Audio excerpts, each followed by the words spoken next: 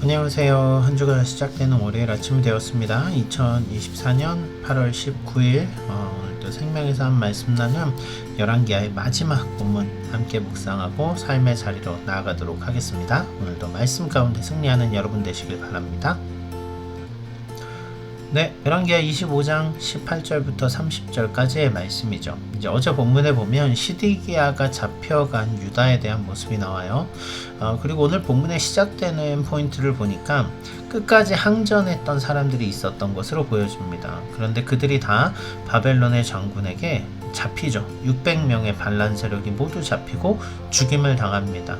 이 하나님이 없는 독립에 대한 기대는 실은 하나님의 뜻과 상반되기 때문에 그 독립의 기대 자체가 다 말살돼 버리게 되는 것을 보게 돼요. 그러니까 인간의 뜻으로 인간의 욕심으로 될 수 있는 게 아니라는 거죠. 그 이후에 바벨론이 그달리아를 통치자로 세워서 유다에 둡니다. 그런데 또 그달리아에게 반대하는 세력들이 나타나서 그를 죽이고 애굽으로 도망을 가죠. 예레미야에 보면 이런 얘기들이 자세히 나와요. 그런데 결국 하나님은 심판을 명령하셨는데 심판을 거부하는 유다의 모습은 그 가운데서 계속해서 더 극심한 고난으로 치닫게 되는 것을 보게 되는 거죠.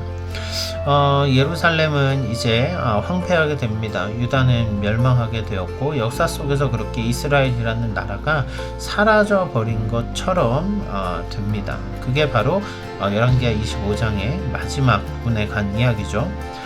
근데 참 너무 재밌는 게 37년의 시간이 흐른 뒤에 바벨론에 잡혀갔던 잊혀진 것 같던 여호야긴이 다시 등장합니다. 바벨론 왕이 바벨론에서 여호야긴의 지위를 회복시켜 준 장면이 나오죠. 다른 왕들보다 존귀하게 여겨졌다라고 성경이 기록을 하고요. 그래서 우리는 멸망하고 아무것도 남지 않은 것 같은, 어찌 보면 이사야 선지자가 얘기했던 그루터기만 남아있는 그런 소망 없는 유다의 역사에 회복의 빛이 보이는 것을 끝으로 열왕기하는 마무리됩니다. 여기서 우리가 생각할 수 있는 건 멸망이 하나님께서 멸망시키는 것이 아니라면 하나님은 끝까지 포기하지 않으시고 새롭게 세워가시고 회복해 가신다라는 거예요.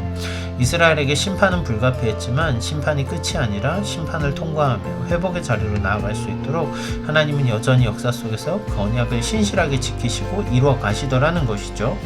그렇다면 오늘 우리의 삶은 어떨까요? 우리의 삶 속에서도 하나님은 끝까지 우리를 인도하실 것입니다. 하나님의 역사하심은 하나님의 우리에 대한 사랑은 포기가 없으십니다. 그렇기 때문에 우리 삶에서 계속 역사하실 거예요. 오늘 우리 속에 절망도 있을 수 있고 아픔도 있을 수 있고 힘든 일들도 있을 수 있어요.